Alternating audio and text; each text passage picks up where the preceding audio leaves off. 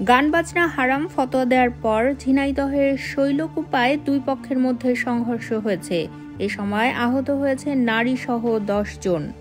শনিবার উপজেলার সাতগাছি গ্রামে সকাল থেকে দুপুর পর্যন্ত সময়ে দফায় দফায় সংঘর্ষ হয়। সংঘর্ষ চলাকালে 30টির বেশি বাড়িতে ভাঙচুর, লুটপাট ও অগ্নিসংযোগ করা হয়।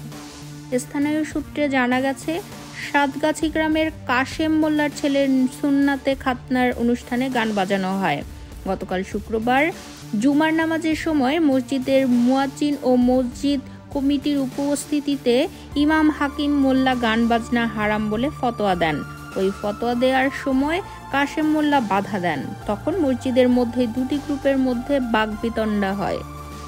এ ঘটনার জেরে শুক্রবার সন্ধ্যায় হাকিম মোল্লা ও কাশেম মোল্লা সমর্থকরা দেশীয় অস্ত্র নিয়ে একাধিকবার সংঘর্ষে জড়িয়ে পড়ে। শনিবার সকাল থেকে উভয় পক্ষের লোকজন আবারও সংঘর্ষে জড়িয়ে পড়ে।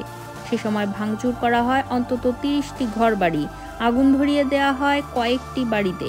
পরে ফায়ার সার্ভিস এসে আগুন নিয়ন্ত্রণে আনে। এ ব্যাপারে শৈলকুপা থানার ভারপ্রাপ্ত কর্মকর্তা মাসুম খান বলেন, ফতোয়া দেওয়া নিয়ে গ্রামবাসীর মধ্যে সংঘর্ষের ঘটনা ঘটেছে। পরিস্থিতি নিয়ন্ত্রণে ওই এলাকার বিপুল সংখ্যক পুলিশ মোতায়েন করা হয়েছে।